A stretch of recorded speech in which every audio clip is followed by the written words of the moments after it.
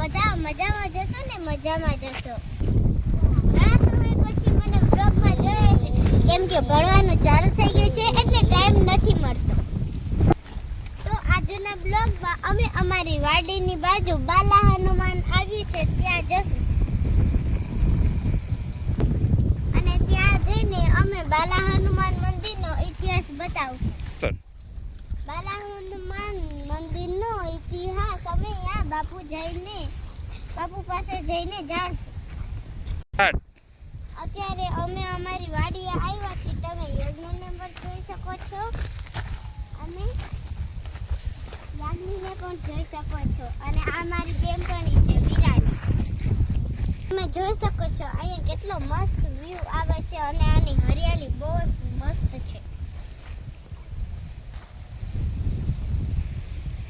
તો અત્યારે અમે જઈએ છીએ બાલા હનુમાન.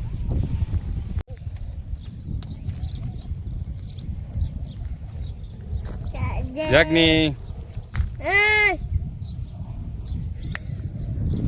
આ વિસ્તારનું એક માત્ર હનુમાન દાદાનું મંદિર છે જે ડુંગર ઉપર આવેલ છે.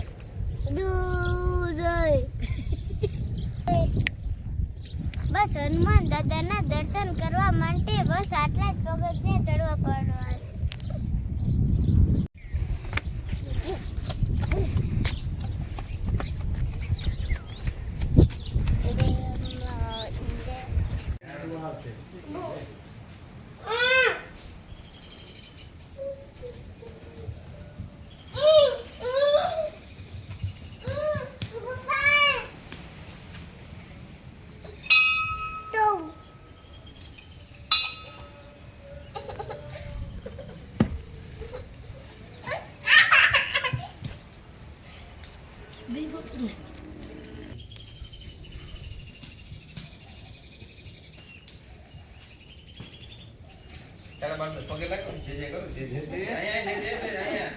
સૂરજ જડતો એકાદો થી એવો ના એ કુદરતી છે. એ માણસો જોવાની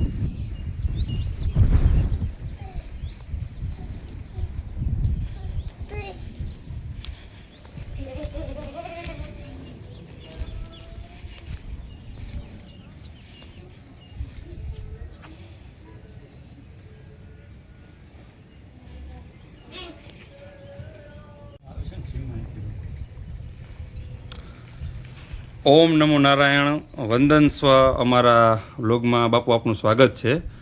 સૌથી પહેલો પ્રશ્ન આપને અત્યંત આદ્ય શ્રદ્ધા સાથે આપને એ પૂછવા માંગુ છું, આપનું પૂરું નામ તેમજ આ જગ્યામાં આપનો મહંત તરીકેની સેવા કેટલા ટાઈમથી કરો છો તે જણાવજો. ઓમ નમો નારાયણ. જય શ્રી રામ. જય હનુમાનજી મહારાજ.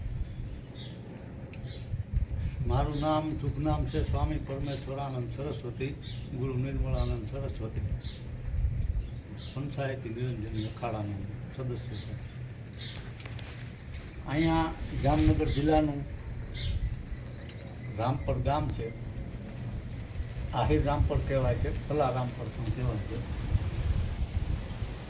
ગામથી 3 કિલોમીટર વાડે વિસ્તારમાં શ્રી વિશોદિયા એટલે કે બાલા હનુમાનજી મહારાજનું આ મંદિર છે અને અહીંયા 2009થી હનુમાનજી મહારાજની હું સેવા કરું છું. મારે આશરે 17 વર્ષ થઈ ગયા છે.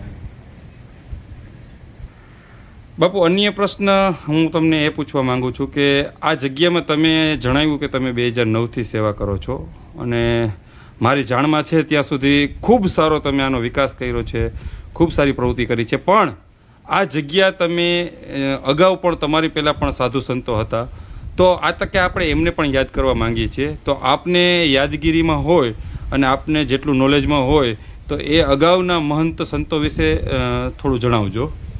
હાજી. પહેલાં અહીંયા ગંગારામ બાપુ હતા અને મોતીરામ બાપુ હતા. બે સંતોની નીચે સમાધિઓ છે. આપણે એક તો અહીંયા ડુંગર છે, 100 પગથિયા ચડીને આવો ત્યારે અહીંયા હનુમાનજીના દર્શન થાય. અને પહેલું જેવું મંદિર તમને જોવા મળશે કે ડુંગર ઉપર હનુમાનજી હોય એવું. નકર ઓછું હોય, ડુંગર ઉપર માતાજી હોય, હનુમાનજી ન હોય એવું આ પહેલું સ્થાન છે. એટલે ગંગારામજી અને મોતીરામજી ઉર્ફે મુક્તાનંદ સ્વામી, મુક્તાનંદ બાપુ જેનું નામ હતું, બે સંતો અગાઉ અહીંયા હનુમાનજી મહારાજની સેવા કરી ગયા છે અને એની સમાધિ પણ છે. આના દર્શન કરી શકો છો.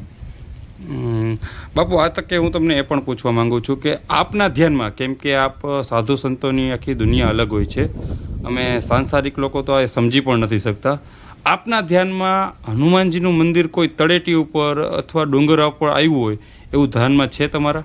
હા, ઓછું છે, પણ આપણે સૌરાષ્ટ્રમાં એક એવી જગ્યા છે જેને કહેવામાં આવે હનુમાન ગાળા. એ કઈ જગ્યાએ આવેલી છે? એ છે ગીરમાં, ખાંભા પાસે. ખાંભાથી છેટું છે થોડું, ધોકડવા, ખાંભા ધોકડવાની બાજુમાં છે હનુમાન ગાળા જે છે. એ ડુંગર ઉપર હનુમાનજી મહારાજનો ઇતિહાસ તો લાંબો છે. એક ભરવાડ ભગતને પ્રસન્ન થયા હતા અને ડુંગર ઉપર કોતરાયેલા એમનેમ છે. સરસ જગ્યા છે. અને અહીંયા આપ ગયેલા હશો ને ઘણી વખત? તો ઘણી વખત. બરાબર. આપણે એ જગ્યાનું કીધું, એ જગ્યાનું અન્ય કોઈ વિશેષ વિગત જે આપને યાદગીરીમાં રહી ગઈ હોય? હા, ત્યાં એનો ઇતિહાસ બહુ સારો છે. ભરવાડ ભગતની ભેંસ ડુંગર ઉપરથી નીચે પડતી હતી અને હનુમાનજીના પરમ ઉપાસક હતા અને એણે હનુમાનજીને યાદ કર્યા અને એની ભેંસ ત્યાં અટકી ગઈ હતી. ત્યાં હનુમાનજીનું જે પ્રાગટ્ય અત્યારે છે તમે જોઈ શકો, ડુંગરની વચમાં હનુમાનજી મહારાજની મૂર્તિ બેહારેલી છે અને નીચે આશ્રમ છે. બાપુ, બીજો એક પ્રશ્ન એ છે કે આ હનુમાન દાદાનું, બાલા હનુમાન દાદાનું મંદિર છે એ કેટલું જૂનું છે, તેમજ મૂર્તિની સ્થાપના ક્યારે અને કેવી રીતે થઈ એ બાબતમાં થોડો પ્રકાશ પાડજો. હા, મૂર્તિ તો સ્વયંભૂ છે.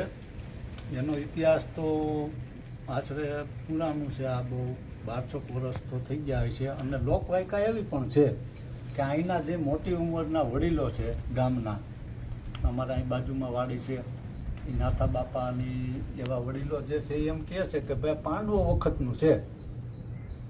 પણ આની જે ડેરી બંધાવેલી 1988માં એ અડિયાણાના રામાનંદી સાધુ મોતીરામ બાપુએ આની ડેરી બંધાવી. પછી એનો પરિવાર દિનેશ મહારાજે પાછો જીર્ણોદ્ધાર થોડો કરાવેલો હતો.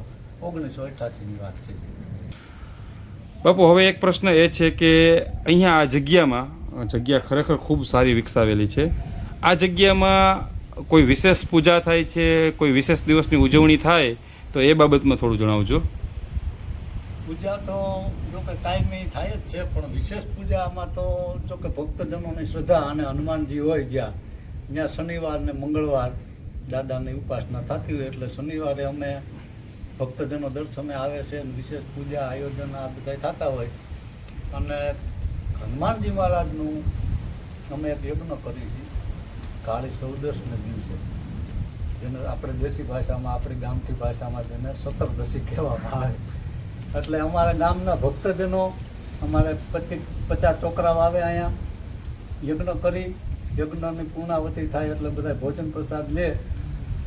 એવું એક કાળી ચૌદશનું આયોજન હોય. અને બીજું આયોજન અમારે હનુમાન જયંતિનું હોય કે ગામ ભક્તજનો બધા અહીંયા પ્રસાદ લે છે. ગુરુ પૂર્ણિમાનું આયોજન હોય છે. એમાં સનાતન ધર્મને લગતા આયોજન બધા એમાં કરીને ગુરુ પૂર્ણિમા એટલે કે એક સદગુરુ ભગવાનનું માધ્યમ હોય છે કે સત્યનો માર્ગ અને સનાતન શું છે એ અમે સમજાવી ભક્તોને. આવા બધા આયોજન કરી. બાપુ, આપણે આ જગ્યામાં તમારી યાદમાં હોય તેવો સૌથી મોટો કોઈ પ્રસંગ ઉજવવામાં આવ્યો હોય તો એ બાબતમાં આપણા વ્લોગના દર્શકોને થોડુંક જણાવજો. હું શરૂઆતમાં જ્યારે અહીંયા આવ્યો ત્યારે હનુમાનજી મહારાજની કૃપાથી અને ગામજનોની સેવા અને ગામજનોનો એક એવો ભાવ હતો બાપુ આપણે અહીંયા કંઈક કરી. એટલે અમે હનુમાનજી મહારાજનો યજ્ઞ, જેને અમારી શાસ્ત્રની ભાષામાં મારુતિ યજ્ઞ કહેવામાં આવે, અમારી સંસ્કૃત ભાષામાં, ત્યારે મારુતિ યજ્ઞનો અમે કાર્યક્રમ ગોઠવ્યો હતો. 21 કુંડી યજ્ઞ કર્યો હતો અને ગામજનોને ધોળા બંધ આપણે પ્રસાદનું કર્યું હતું. રોંઢે બપોર પછી ધર્મસભા રાખી હતી. સંતોએ ખૂબ સરસ એમાં ધર્મ વિશે સનાતનને લગતી વાતો ઉપદેશ આપ્યા હતા. સાધુનું તો એ કાર્ય છે. અને રાત્રે સંતવાણી હતી આપણે પાછી. એક એ કાર્ય 2011માં આપણે મોટો કર્યો હતો. અને પછી તો હનુમાન જયંતિના આપણે એવા કાર્યો મોટા મોટા સારા ઘણા કરેલા. 3-4 વર્ષ સુધી ગામ ધુવાડા બંધ એવા. અને હમણાં છેલ્લે 2022માં તુલસી લગ્નનું આયોજન કર્યું હતું. એ પણ સારું એવું કર્યું હતું. ગામ ધુવાડા બંધ તો હતું જ આપણું, અમારું અહીંયા રામપર. પણ આજુબાજુના 7 ગામ છે એ બધાને પણ પ્રસાદનું અમે આમંત્રણ આપ્યું હતું. તુલસી વિવાહમાં સહભાગી થયા હતા. અને મોટો ફાળો તો ગામનો જ હોય છે. ગામ છે એ રામ છે, ગામ છે હાથીનો પગ છે. એટલે ગામજનોની સેવા સારી છે. અને આવા બધા નાના મોટા કાર્યક્રમ અહીંયા કરતા હોઈએ છીએ અમે. બાપુ, હું આ ગામનો વતની છું. આ જગ્યામાં આમ કહું તો નાનપણથી અહીંયા મેં નાનપણ પણ વિતાવેલું છે. આપ કીધેલા હતા એ બાપુ પણ અહીંયા હતા. હવે હું એ જાણવા માંગુ છું, અને નવી પેઢી પણ આ જાણે કે કોઈ પણ ધાર્મિક જગ્યા હોય તો અહીંયા લોકો આસ્થા સાથે જોડાયેલા હોય છે. અને આસ્થા છે એના ક્યાંય પુરાવા નથી હોતા. તો આપણે આ જગ્યામાં કોઈ લોકો ઘણા હું જોઉં છું કે દૂર દૂરથી આવે છે, તો એનું આવવાનું કારણ તેમજ કોઈ ભક્તજનોની મનોકામના પૂર્ણ થઈ હોય એવો જો કોઈ આપના ધ્યાનમાં વિષય હોય તો એ બાબતમાં થોડું જણાવજો. આપણે આ રામપર ગામ ને હનુમાનજીના મંદિર સાથે ખૂબ માણસો જોડાયેલા છે. એક તો આપણે અહીંયા બાજુમાં આપણું જે શહેર લાગે છે જામનગરના માણસો ભક્તો ખૂબ આવે છે, બધા સમાજના. પણ વધારે જોડાયેલા હોય તો ક્ષત્રિય સમાજના માણસો વધારે આવે છે, પણ બધો સમાજ આવે છે. અહીંયા બાજુમાં હરિયાણા છે, રાજકોટથી, કચ્છમાંથી, અહીંયા બાજુમાં ધ્રોલની થોડુંક ઉપર 7-8 કિલોમીટર એક ગામ છે આમાં પર, ત્યાંના પણ શ્રદ્ધાળુઓ અહીંયા આવે છે. અને ઘણી બધી માનતાઓ જે ટેપ જેને કહેવાય એવી રાખે છે, શ્રદ્ધા અને વિશ્વાસથી, કોઈ અંધશ્રદ્ધા નહીં કે અહીંયા તમને આમ કરો તો આમ થઈ જાય ને એવું નહીં. તમારો વિશ્વાસ ને શ્રદ્ધા હોય, જો હોય શ્રદ્ધા તો પુરાવાની શું જરૂર છે, એવું એક કવિએ લખ્યું છે. એમ શ્રદ્ધા અને વિશ્વાસથી જોડાયેલા છે ને એની શ્રદ્ધા કામ કરે છે. દાદા તો કામ કરતા જ હોય, હનુમાનજી તો, પણ ઘણી બધી પબ્લિક અહીંયા આજુબાજુના વિસ્તારની આવે છે ને એની શ્રદ્ધાથી બધા સારા કામ થાય છે. અંતે બાપુ, હું છેલ્લે તમને એ પૂછવા માંગીશ કે હાલના વિજ્ઞાન અને ટેકનોલોજીના યુગમાં ગમે તેટલું વિજ્ઞાન અને ટેકનોલોજી આગળ આવશે, પણ ધર્મ છે એની હારે આપણે સતત જોડાયેલા રહેવું પડે. કોઈ પણ વ્યક્તિ ધર્મથી મહાન હોય છે. તો આવનારી પેઢીમાં, હાલ 21મી સદી હાલે છે, આ જમાનામાં અંતે આપ શું કહેવા માંગો છો એ જણાવજો. અમારે સાધુ સંતોનું તો એટલું કહેવાનું હોય. પહેલું તો હું એ કહેવા માગીશ કે તમે અહીંયા આવ્યા, તમે અહીંયા ગામના જ છો, રામપરના જ છો. દર્શક મિત્રોને એ તમારો પરિચય આપી દઉં. અમારે આ ભરતભાઈ જાટિયા અમારા રામપર ગામના જ છે અને પોતે સર્વિસ કરે છે. પોતે શિક્ષક છે, શિક્ષક દરજાના માણસ છે. એટલે શિક્ષકને બીજું તો શું કહેવાનું, એને જ્ઞાન જ હોય બધું. પણ થોડાક મને એ આનંદ છે કે ભરત સાહેબને એક એવી જિજ્ઞાસા છે, એનાથી હું રાજી થયો છું કે થોડોક ધર્મ સાથે જોડાયેલા છે અને આવું ધાર્મિક પ્રવૃત્તિ કરે છે, સાધુ સંતોની મુલાકાત લે છે. એવું કરતા રહીએ એવા હનુમાનજી મહારાજને આપણે પ્રાર્થના કરીને એવા આશીર્વાદ કે સત્યહારે જોડાયેલા રહે. અને આ 21મી સદીની અંદર અત્યારના જે કાંઈ આ કલ્ચર હાલી રહ્યું છે ને એટલું જ કહેવાનું છે. ખાલી ટૂંકમાં હું કહું એવું કે બીજું જો અત્યારે કાંઈ થાય એવું નથી. માણસોથી ઘણો બધો આ મોબાઈલનો યુગ આવી ગયો છે, ટેકનોલોજી એવી આવી ગઈ છે કે શ્રદ્ધાથી વિહોણા થતા જાય છે માણસો. શ્રદ્ધાને આ તજી દીધી છે, ધર્મને તજતા જાય છે, આપણી મૂળ સંસ્કૃતિને તજી દીધી છે માણસો. એ તો મારું એટલું જ ટૂંકમાં ખાલી કહેવાનું છે કે ધર્મ સાથે જોડાયેલા રહ્યો, આપણા શાસ્ત્રનું જ્ઞાન લ્યો, આપણે કેવી પ્રવૃત્તિ કરવી જોઈએ, માતા પિતાની સેવા કરો, ગુરુ લોકોને માનો, સંતોને માનો, ધર્મને માનો, એમાં જ આપણું કલ્યાણ છે. ઘણું બધું આજ આપણું કલ્ચર એવું બગડી ગયું છે એની મારે કંઈ કહેવાની જરૂર નથી, આપ બધા જાણો જ છો. પણ થોડાક ધર્મ સાથે જોડાયેલા રહ્યો એની ખાસ જરૂર છે. અને નવયુવાનોને હું ખાસ કહેવા માગું છું કે યુવાન ભાઈ બહેન દીકરીઓને હું ખાસ કહેવા માગું છું થોડા ધર્મ હારે જોડાયેલા રહ્યો.